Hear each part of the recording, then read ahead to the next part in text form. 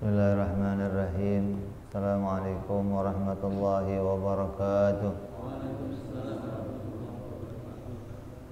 Al-Fatihah ila ruhi Sayyidina wa Habibina wa Syafi'ina Rasulillah Sayyidina Muhammad ibn Abdullah sallallahu alaihi wa ala alihi wa ashabihi wa azwajihi wa dhurriyyatihi an Allah ya'ali darajatihim bil jannah wa yafa'una bi asrarihim wa anwarihim wa ilmihim wa nafahatihim wa barakatihim fid dini wa dunya wal akhirah yaj'aluna min hisbihim wa yarzuquna mahabbatahum wa yatawaffana ala millatihim wa yahshurna fi zumratihim bil afiyatin wa salamatin lahumul Fatihah. A'udzu billahi minasy syaithanir rajim. Bismillahirrahmanirrahim. Alhamdulillahi rabbil alamin arrahmanir rahim maliki yaumiddin. Iyyaka na'budu wa iyyaka nasta'in ihdinas siratal mustaqim siratal ladzina an'amta 'alaihim ghairil maghdubi alaihim waladdallin amin. Bismillahirrahmanirrahim. Nawaitu ta'alluma wa ta'lima wa tadhakkura وتذكرا ونفعا والانتفاعا والإفادة والاستفادة والحثا على التمسك بكتاب الله وسنة رسول الله sallallahu alaihi wasallam wa du'a ilal huda wa dilalata alal khairi ibtigha'a mardatihi wa qurbihi wa thawabihi wa husnil khatimah مع اللطف والعافية وصلاح العاقبة. بسم الله الرحمن الرحيم. الحمد لله رب العالمين. والسلام على أشرف الأنبياء والمرسلين سيدنا وحبيبنا وشفيعنا ومولانا محمد wa ala alihi wa sahbihi ajma'in. Amma ba'du. Qala musanniful kitab rahimahullah wa ghafara lahu wa liwalidayhi nafa'ana bihi fid dharain. Allahumma aftah qulubana futuhal arifin wa bihidmatika wa ansur alaina birahmatika ya arhamar rahimin. Ila anqal.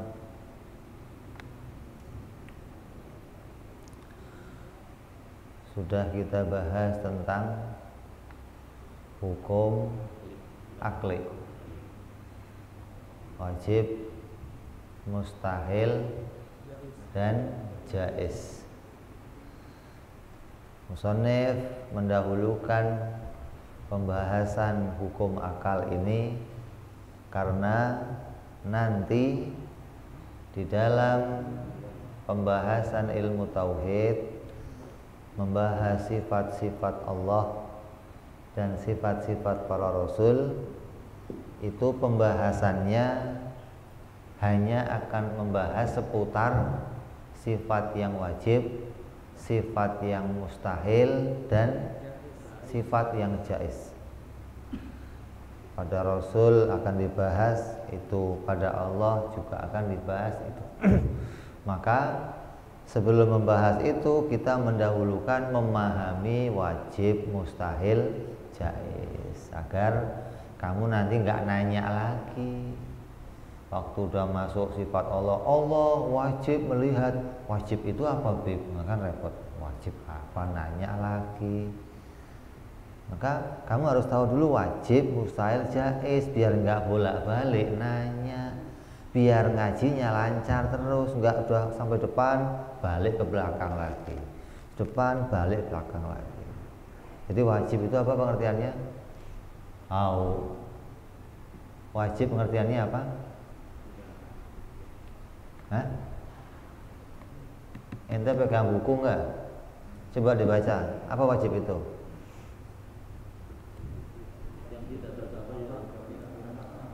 Yang tidak tergambar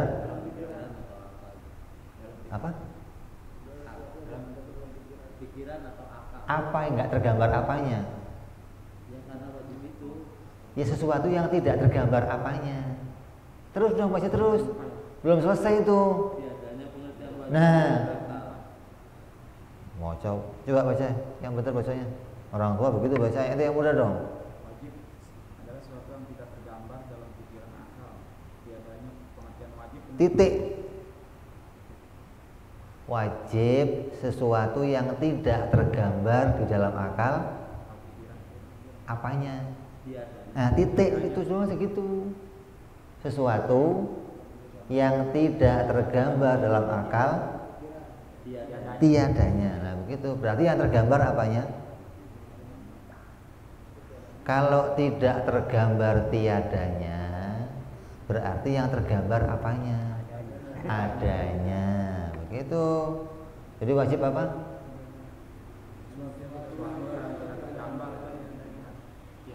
Tiadanya. Berarti yang tergambar apanya? Adanya. Berarti kita membahas sifat bagi Allah yang wajib, itu sifat yang ada semua pada Allah. Sifat itu tidak pernah tiada.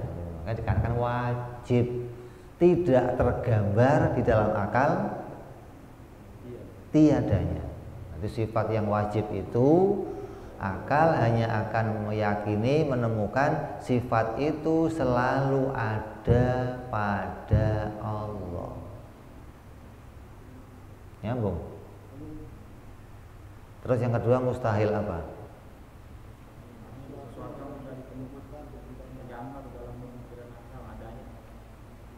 Apa coba?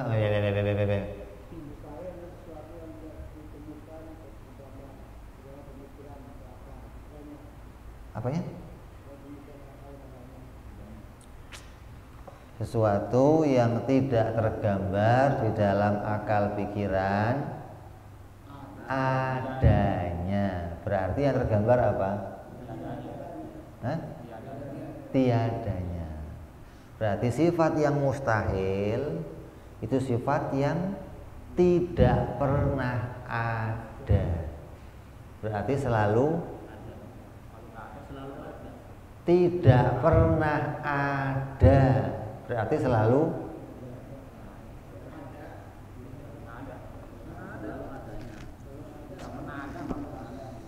ada. Mustahil itu tidak pernah ada. Berarti apa? Hah? Mustahil itu kebalikan wajib. Gampang, jangan dipukul. Mustahil itu kebalikan dari tadi wajib apa? Sesuatu yang tidak tergambar tiadanya. Berarti yang tergambar adanya. Kalau mustahil kebalikannya, berarti tidak tergambar adanya, yang tergambar tiadanya. Berarti sifat yang mustahil itu selalu tiada, tidak pernah ada, gitu loh. Kalau wajib itu selalu ada, kalau mustahil selalu tiada. Nah, yang jaiz apa jaiz? Itu sesuatu yang menerima ada dan menerima tiada dengan jalan bergantian, tidak bersamaan. Maksudnya antara adanya dan tiadanya enggak bersamaan, tapi bergantian. Contoh, tutup ini gerak, kadang diam. Berarti hukumnya apa? Jaiz. Tapi gerak diamnya bergantian, enggak bersamaan kan. Boleh gerak, boleh diam, tapi bergantian. Pada waktu yang lain dia gerak, waktu yang lain lagi dia diam. Kalau satu waktu gerak dan diam, mustahil, tidak akan terjadi. Jadi yang kita kaji, musonif mendahulukan membahas wajib, mustahil, dan jaiz. Wajib tadi apa?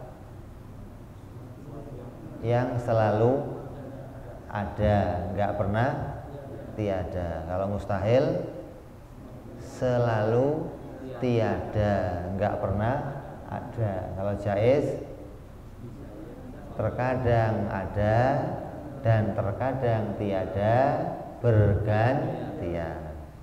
Maka tiga inilah yang akan kita jadikan pembahasan di dalam seluruh sifat Allah dan sifat para rasul. Ya.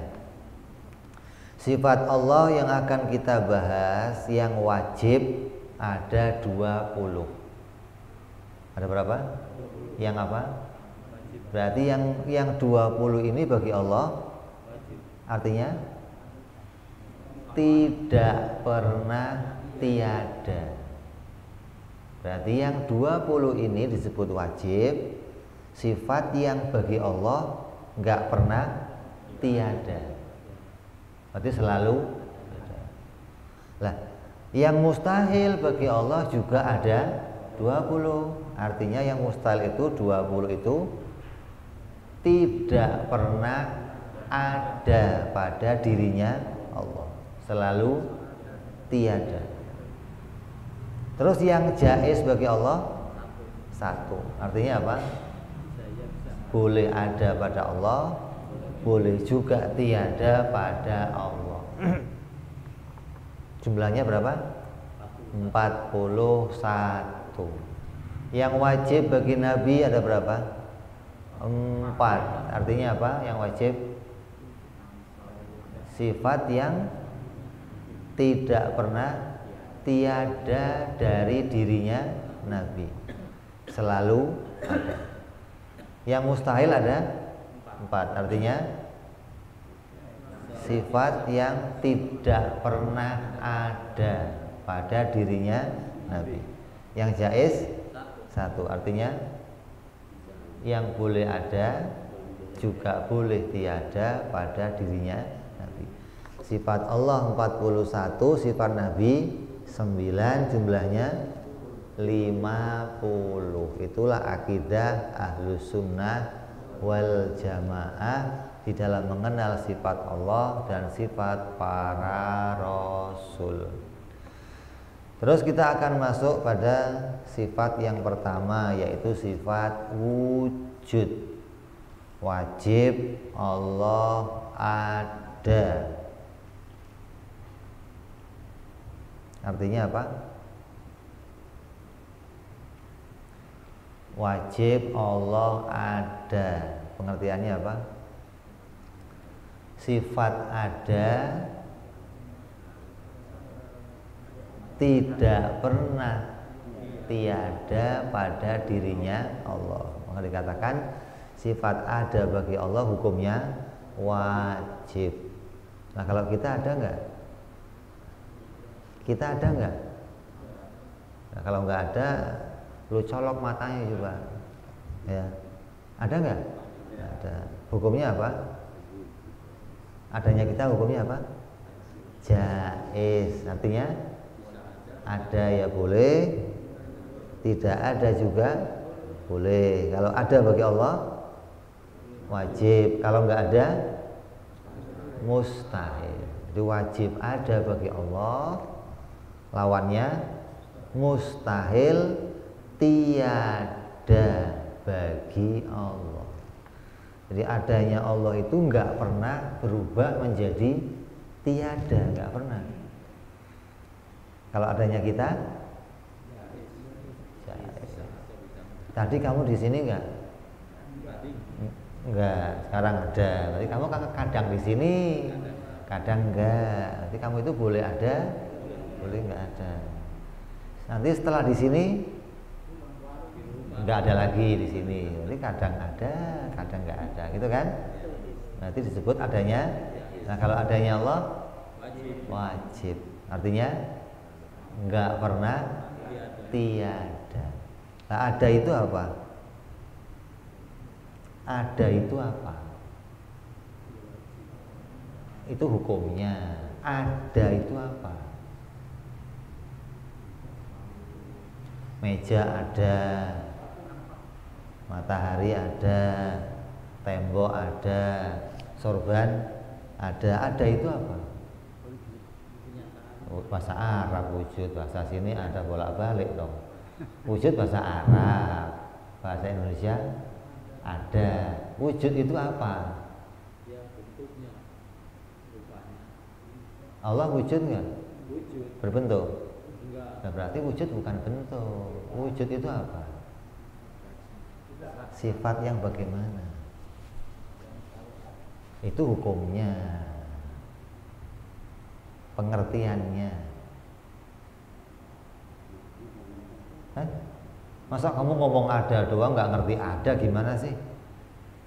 Tembok ada. Hah?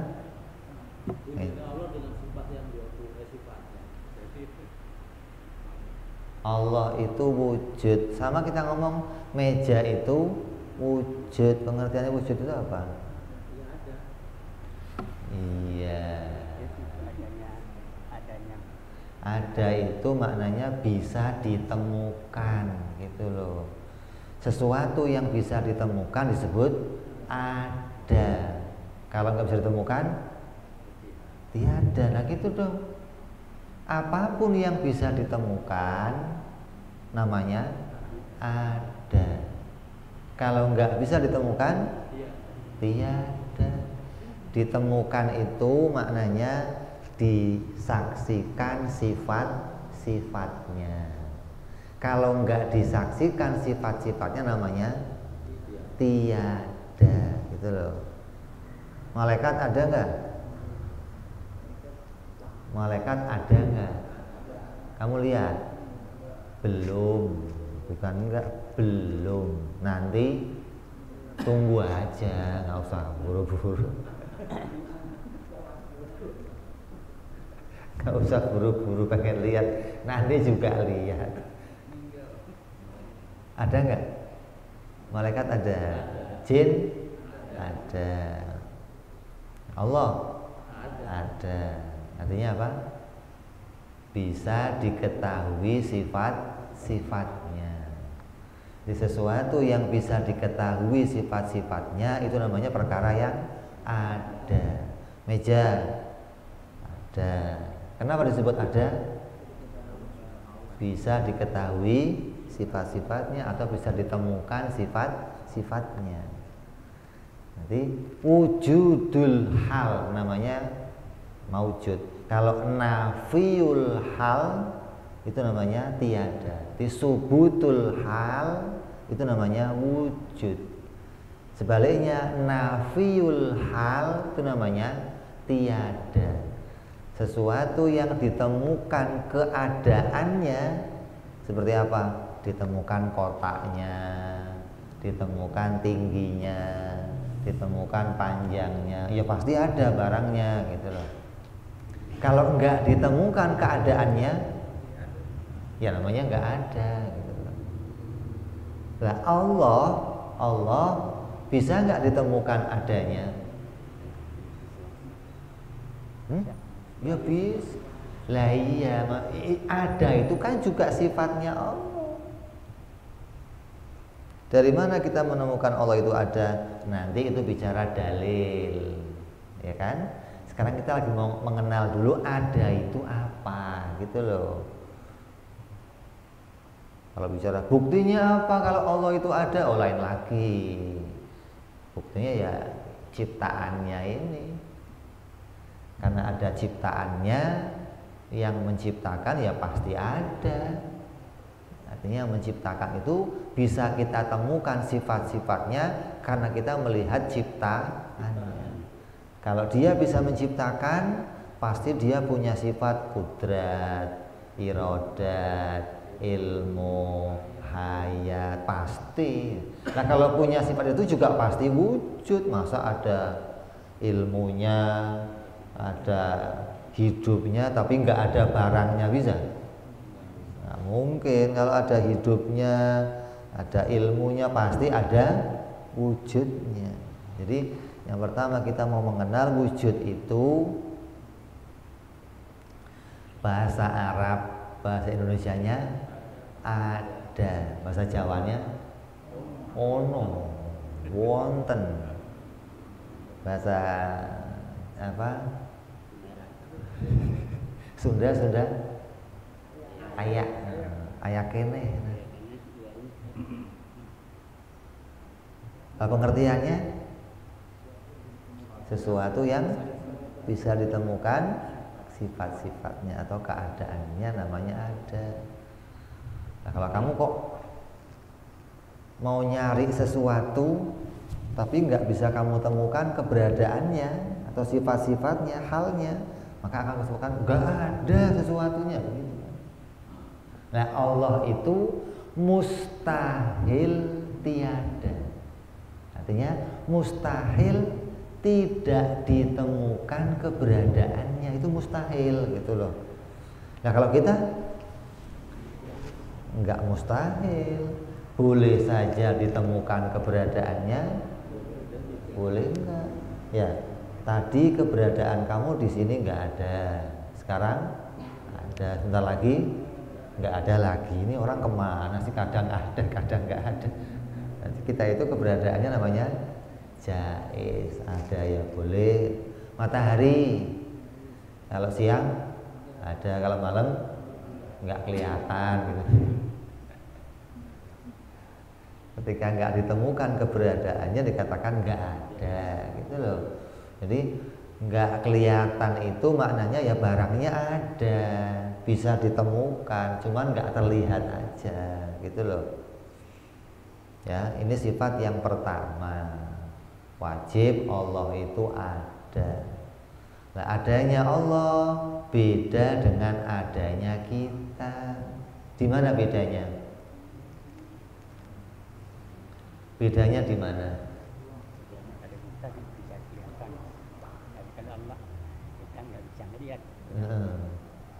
Yang paling gampang bedanya pakai hukum tadi. Kalau Allah itu wajib, kalau kita jaiz, itu paling gampang dari situ gitu loh. Walaupun kita nggak punya pikiran yang macam-macam, oh Allah itu wujudnya susah mau ceritain kan. Wujudnya Allah nggak bisa dilihat kan? Artinya kita nggak pernah melihat wujudnya Allah. Gimana kita mau cerita wujudnya Allah? Nah kalau Nabi melihat Allah, jadi kalau ngomong wujudnya Allah nggak bisa dilihat, dilihat sama Nabi. Sifatnya Allah dilihat sama Nabi, gitu kan? Ya kan? Nabi waktu Isra Mi'raj melihat Allah, melihat sifat Allah. Kalau Nabi Musa hanya melihat kalamnya Allah, nggak melihat wujudnya Allah. Tapi kalau Nabi Muhammad SAW ketika Isra Mi'raj melihat wujudnya Allah. Ma kadzabal fuadu ma ra'a. Hatinya Nabi tidak bisa mengingkari apa yang dilihatnya. Ma kadzabal fuadu ma ra'a. Itu menunjukkan wujudnya Allah itu ya bisa dilihat. Setiap yang ada bisa dilihat. Yang nggak bisa dilihat yang gimana?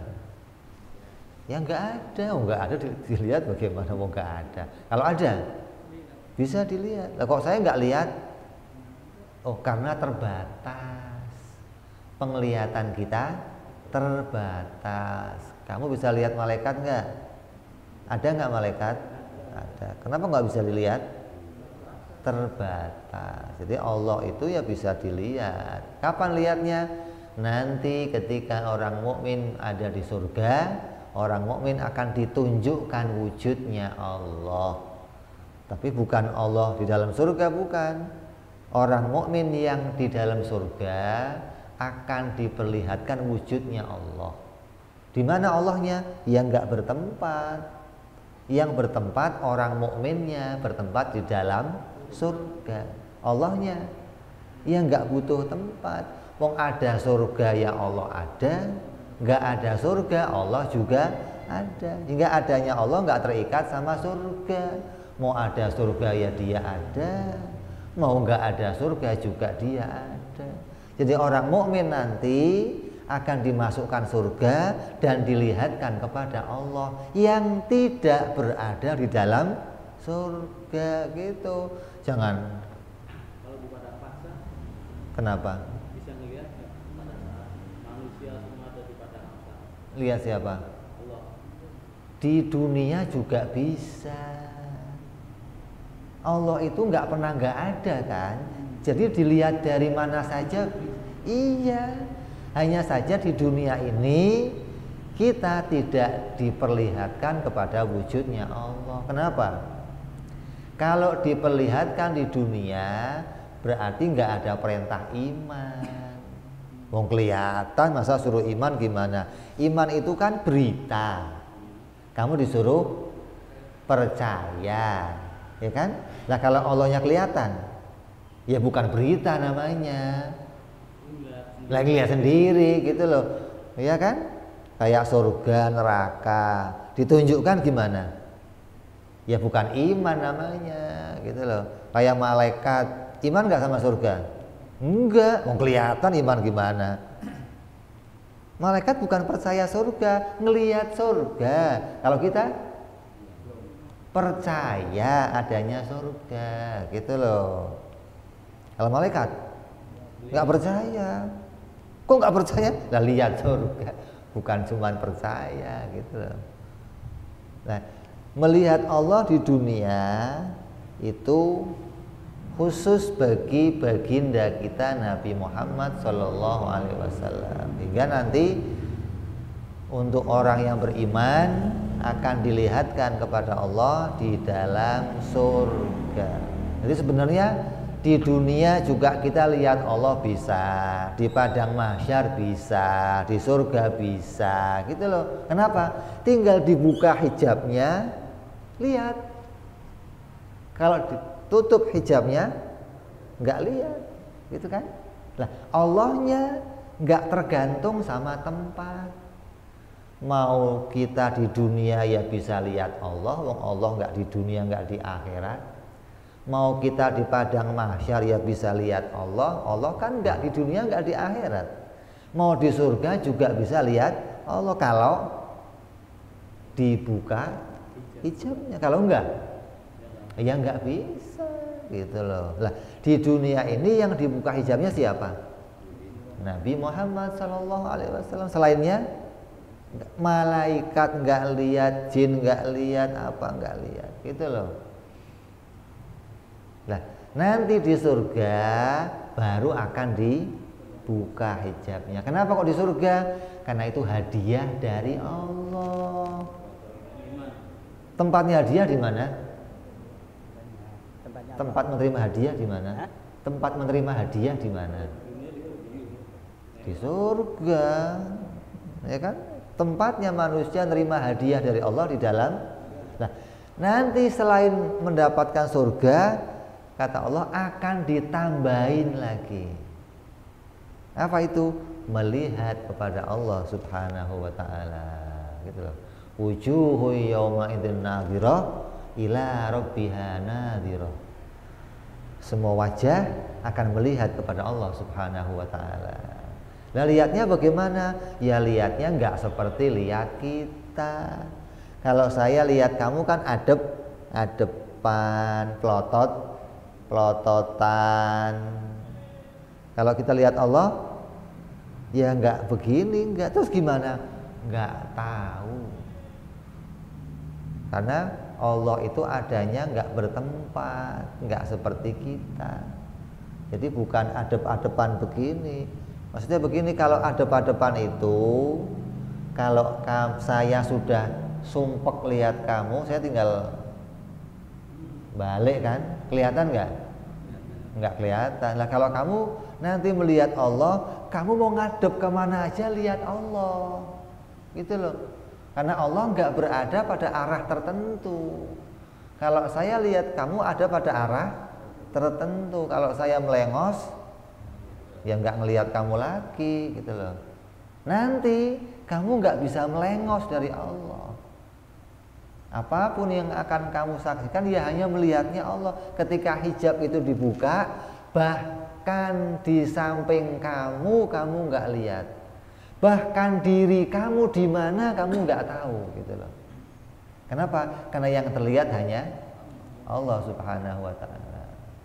Itu kita melihat Allah nanti di dalam surga. Jadi kalau orang nggak ngerti wajib, mustahil, jaiz, ketika ditanya apa bedanya adanya Allah dan adanya makhluk, ya nggak ngerti bedanya. Wih, pokoknya beda loh, pakai pokoknya gimana? Kan nggak jelas berarti kan. Pokoknya beda. Tapi kalau kamu ngerti ini, oh adanya saya jaiz, adanya Allah selesai, udah nggak usah panjang-panjang, segitu sudah cukup. Artinya kamu sudah mengenal keberadaannya Allah, kamu mengenal wujudnya Allah, gitu loh. Nah, kalau mau dikenal wujud yang lainnya lagi, oh kalau wujudnya makhluk pasti bertempat, gitu. Mau itu di atas, mau itu di bawah, mau itu kecil, mau itu gede, pasti ada tempatnya. Kalau wujudnya Allah tidak bertempat, begitu. Artinya bertempat itu apa?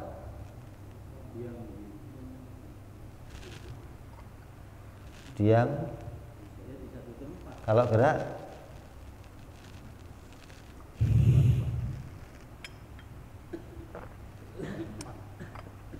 bertempat itu artinya berukuran secukup dirinya. Bertempat itu maknanya mempunyai volume seukuran dirinya, berada pada suatu ruangan, itu bertempat namanya.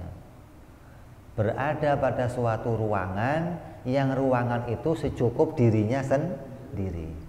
Kalau bertempat itu kamu gambarkan kayak tadi, berada pada suatu tempat begini, ya disebut bertempat. Nah kalau begini bertempat nggak? Tetap bertempat, artinya tetap mau dia nempel, mau dia kemana aja, dia punya ukuran, gitu loh. Itu yang disebut bertempat menurut ilmu tauhid, gitu loh. Iya dong, kalau bertempat menurut ilmu persatean lain lagi, di dalam lemari es gitu, ya kan? Kalau bertempat kata orang ahli tauhid punya ukuran, volume yang seukuran dirinya sendiri. Kalau dia kemana-mana tetap punya ukuran, mau dia nempel di sini punya ukuran, mau dia di mana aja punya ukuran. Lah kalau Allah wujudnya nggak terukur seperti itu. Kenapa? Karena Allah wujudnya nggak diciptakan.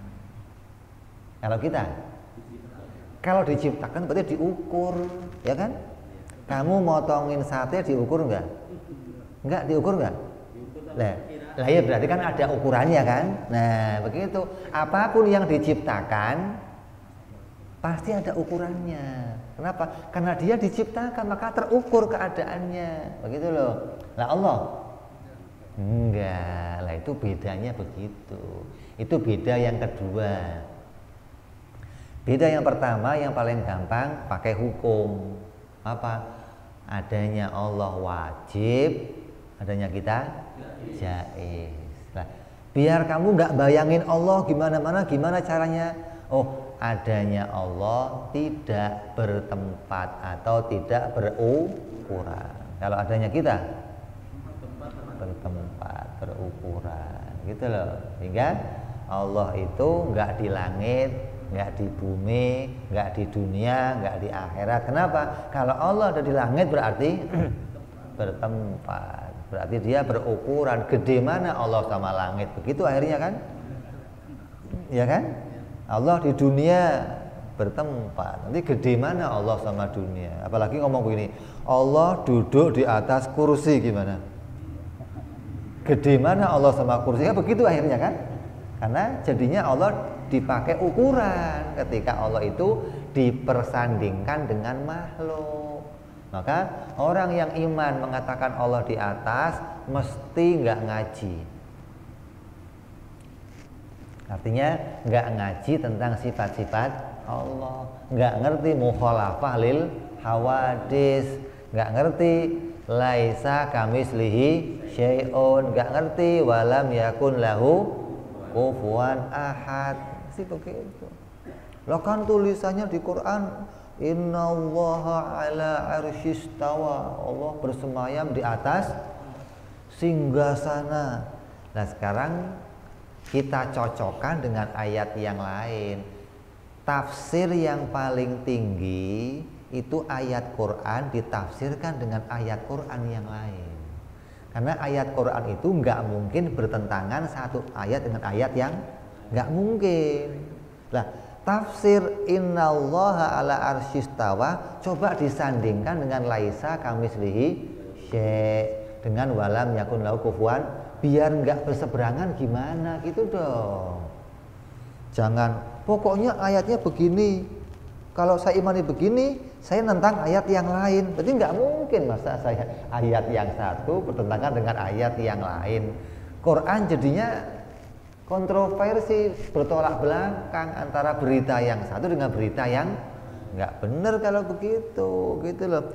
Kalau di Quran mengatakan laisa kamitslihi syai' walam yakun lahu kufuwan ahad, ada ayat mengatakan Allah bersemayam, berarti bersemayam ini perlu ditakwil gitu, yang kira-kira maknanya jangan sampai menyerupai wujudnya makhluk. Gimana nakwilnya? Seperti gambaran begini, Allah bersemayam, atau dikatakan Allah Allah menguasai atau Allah menduduki. Bersemayam diartikan menduduki. Nah kalau saya ganti begini, Belanda menduduki Indonesia, artinya apa? Menjajah atau menguasai, gitu loh. Kalau Belanda menduduki Indonesia, duduk di atas Indonesia kan repot.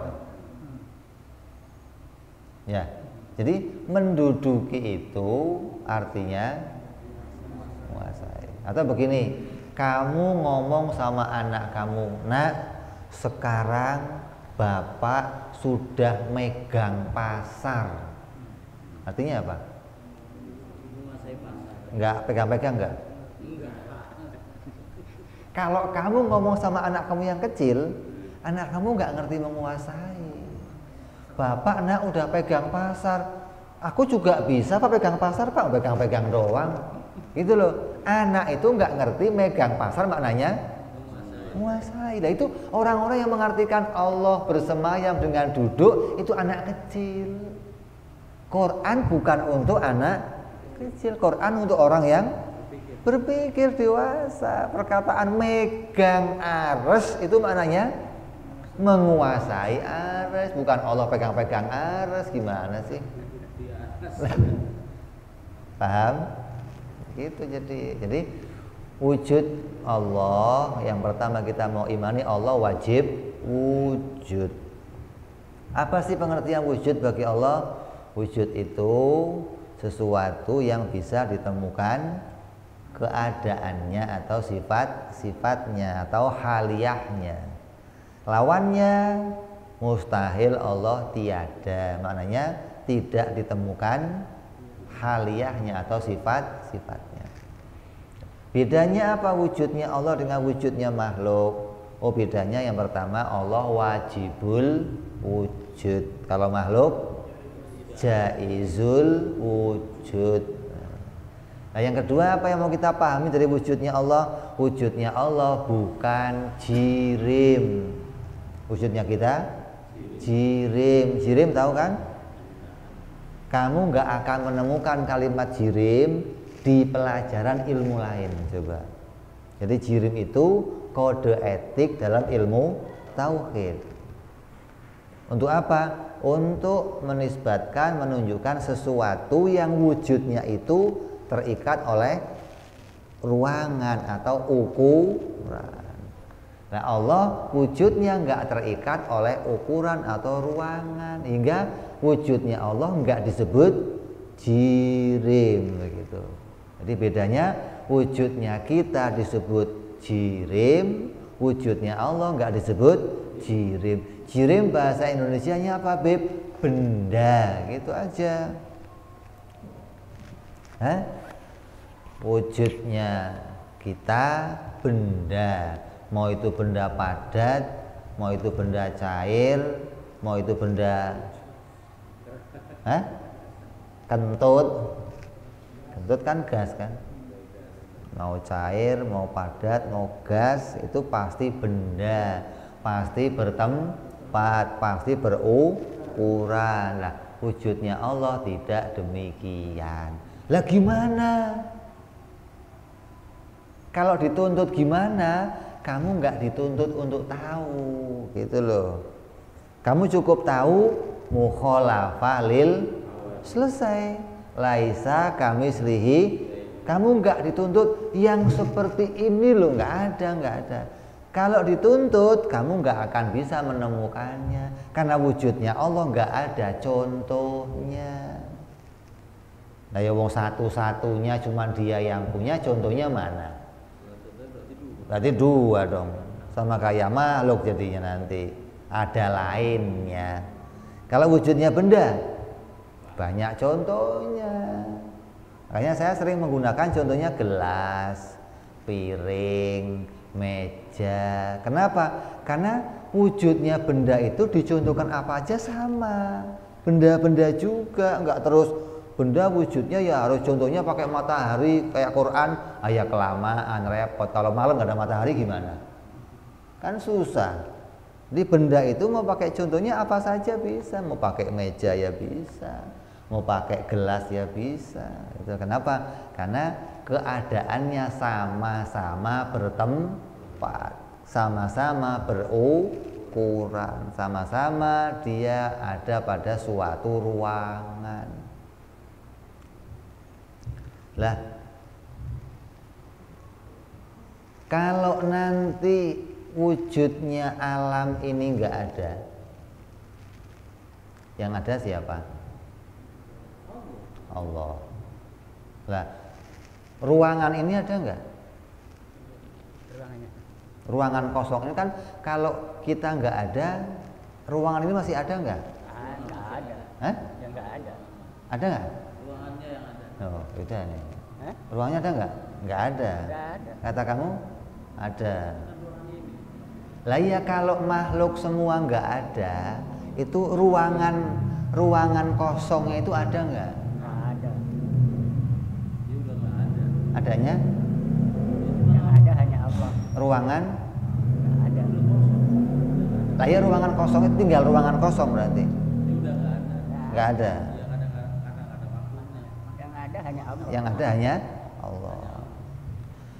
Makanya kalau makhluk diciptakan, maka dia muncul bersama dengan ruangannya, gitu loh.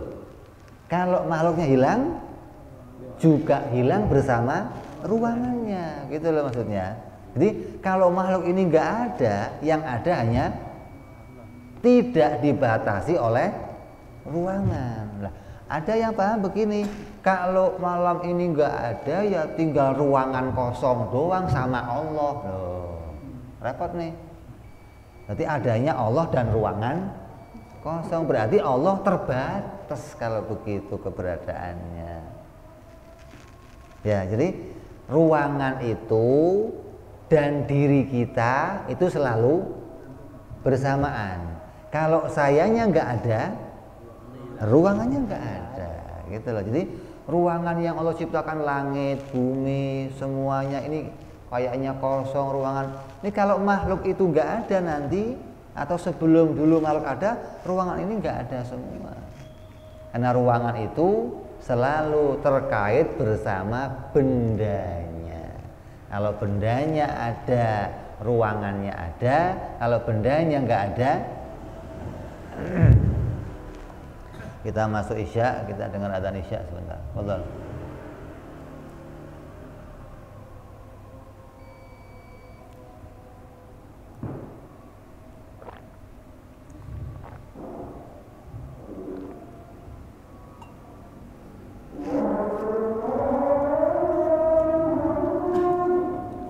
Allahu Akbar.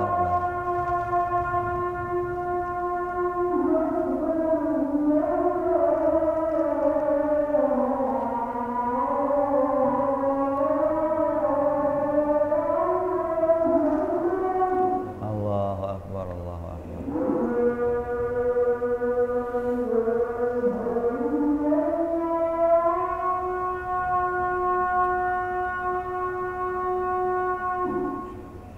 Asyhadu an la ilaha illallah.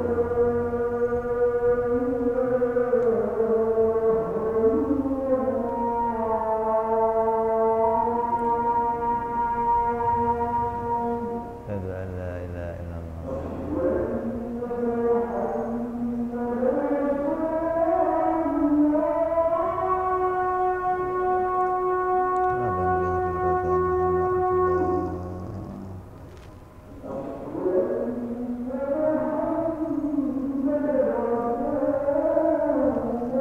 Asyhadu anna Muhammad Rasulullah.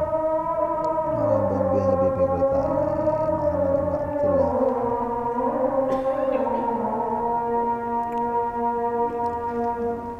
Asyhadu anna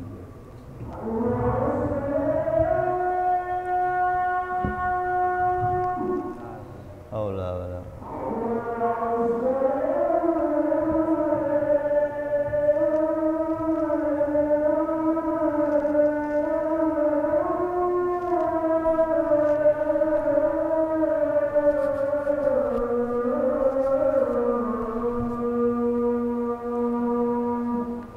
haula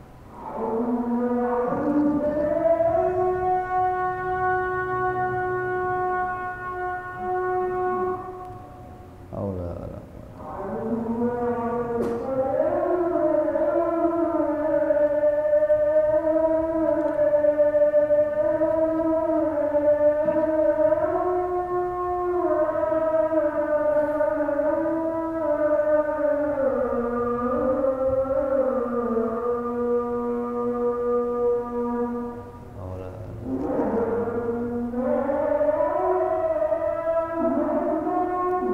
Allahu Akbar.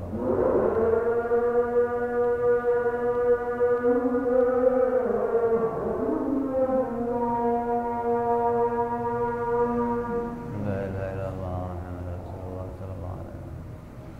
Allahumma rabb hadhihi al-'adati tammah salatil qa'imah sayyidina Muhammadil wasilah wal fadilah wa syarafa wa darajatal 'aliyatar rafi'ah wa badhul maqamal mahmud alladhi wa anta ya arhamar rahimin.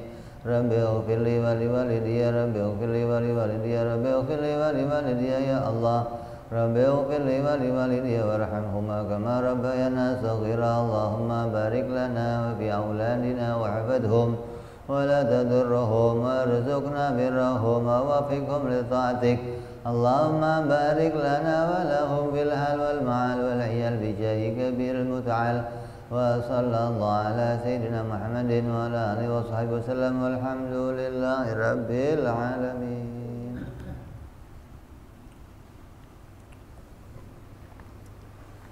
Ya, jadi jelas tentang masalah wujud. Jangan sampai nanti kita mau memahami wujud itu bentuk. Ini yang salah. Wujud itu apa? Allah itu wujud. Oh, wujud itu kan bentuk. Jadi gimana? Allah kan nggak berbentuk, jadi Allah nggak wujud. Nah, kan repot. Jadi wujud itu bukan bentuk. Jangan diartikan wujud itu sesuatu yang berbentuk, bukan. Wujud itu sesuatu yang bisa ditemukan sifat-sifatnya. Lah, karena wujud yang biasa kita lihat itu wujudnya makhluk, ya kan? Dari mulai kita lahir sampai sekarang, yang kita lihat hanya wujudnya makhluk. Berarti selalu berbentuk, maka kita menganggap wujud itu bentuk, gitu loh. Karena dari kecil yang kita lihat wujudnya sesuatu yang berbentuk. Lihat matahari, lihat orang, lihat gunung, lihat pemandangan, bintang, lihat ada bentuknya semua. Hingga kemudian disamakan wujud itu ya berbentuk. Satu lagi yang selalu kita lihat wujud itu berukuran atau bertempat. Terus disamakan Allah juga. Nah, ini yang keliru. Padahal wujud yang bertempat, wujud yang berbentuk itu wujudnya makhluk. Karena kita selama ini lihatnya makhluk. Tapi jangan terus makhluk itu untuk barometer mengukur keadaan Tuhan juga begitu. Jangan, nggak bisa. Bukan terus, oh kalau makhluk berbentuk Tuhan juga harus berbentuk, tapi bentuknya beda, ya nggak begitu.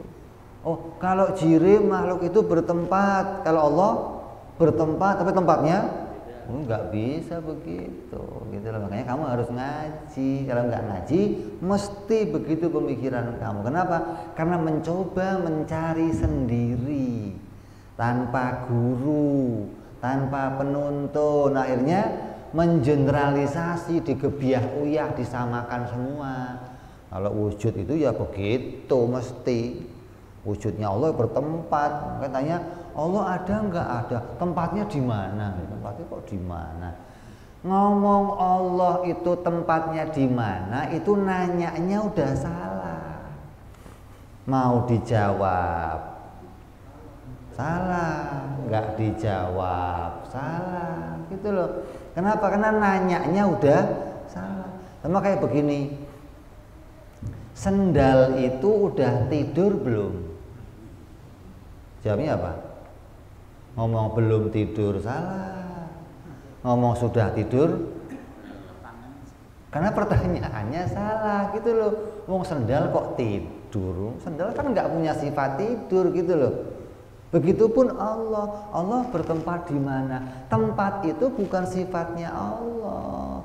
Bagaimana kok ditanyakan kepada Allah? Nanyanya udah salah, gitu. Jadi orang yang nanya Allah di mana, Tuhan di mana, itu anak kecil. Anak kita itu pasti akan nanya. Tiap hari kamu kasih tahu, awas, iman sama Allah, Allah, Allah. Lama-lama dia nanya, Pak, Allah di mana sih, Pak? Saya kok nggak pernah lihat Allah. Kenapa? Karena di pikiran anak kecil wujud itu ya sama kayak kita, ada tempatnya, ada bentuknya. Nah, sementara kita yang sudah dewasa nggak boleh lagi pikirannya kayak anak kecil. Mestinya ada berita Allah yang menunjukkan laisa kamitslihi syai'un wa lam yakun lahu kufuwan ahad, mukhalafatul lil hawadis. Dari situlah kita mengatakan, oh wujudnya Allah beda dengan wujudnya makhluk. Lah kalau anak kamu nanya Allah di mana, jawabnya apa? Allah nggak butuh tempat, gitu. Allah ada sebelum tempat itu ada. Sebelum langit ada, sebelum bumi ada, sebelum semuanya ada, Allah ada. Hingga Allah adanya nggak terikat oleh tempat, gitu loh. Jadi dia nggak akan nanya lagi di mana adanya, enggak. Tapi Tabarani pernah bilang Allah menciptakan cuma dua, bentuk dan warna. Yang dilihat, Dia bentuk dan warna. yang dilihat manusia di dunia hanya bentuk dan warna. Ya kan? Yang dilihat, iya nggak bakal lihat yang lain lagi, kamu nggak akan. Kalau nanti kamu dibuka hijabnya, nah lain lagi tuh. Kamu akan bisa melihat Allah yang nggak berwarna, nggak berbentuk, nggak bertempat, nggak di depan kita, nggak di belakang kita, gitu dong. Kalau nanti melihat kepada Allah Subhanahu wa Ta'ala. Di dunia yang kita lihat hanya sebangsa kita, ya isinya yaitu warna dan bentuk. Ya, jadi kalau kamu paham ini, maka kamu akan bisa menjelaskan kepada orang-orang, kepada anak kita, kepada istri kita, apa yang seharusnya menjadi haknya Allah Subhanahu wa Ta'ala. Jangan sampai anak-anak kita salah mengimani tentang Allah Subhanahu wa Ta'ala. Mudah-mudahan iman kita dijaga oleh Allah menjadi iman yang benar, iman yang kokoh, iman yang sesuai dengan imannya Nabi Muhammad SAW, iman yang bawa kita selamat dunia sampai akhirat, iman yang bawa kita sampai bisa berjumpa dengan Allah Subhanahu wa Ta'ala kelak di surganya Allah. Amin ya rabbal ila hadratin Nabi. Al-Fatihah. A'udzu billahi minasyaitonir rajim. Bismillahirrahmanirrahim. Alhamdulillahi rabbil alamin arrahmanir rahim maliki yaumiddin. Iyyaka na'budu wa iyyaka nasta'in. Ihdinas siratal mustaqim. Siratal ladzina an'amta 'alaihim ghairil maghdubi 'alaihim waladdallin. Amin. Ya Rabbana i'tarafna wa annana asrafna ala ladha ashrafna fatub tamsil kulli hauba wa lana awrati wa amini rawati waghfir li walidina rabbi wa mauludina wal ali wal ihwani wa sairil hillani wa kulli dhi mahabbah au jiratin au suhbah wal muslimina ajma' amin rabbi isma' fadlan wa judan manna la biktisabi minna bil mustafa rasulina bi kulli suli salla wa sallam rabbi alaihi andal habbi wa alihi wa sahbihi dada tansi suhbi walhamdulil ilahi bil badi wa tanahi subhana rabbika rabbil izzati amma yasifun salamun alal mursalin walhamdulillahi rabbil alamin. Assalamualaikum warahmatullahi wabarakatuh.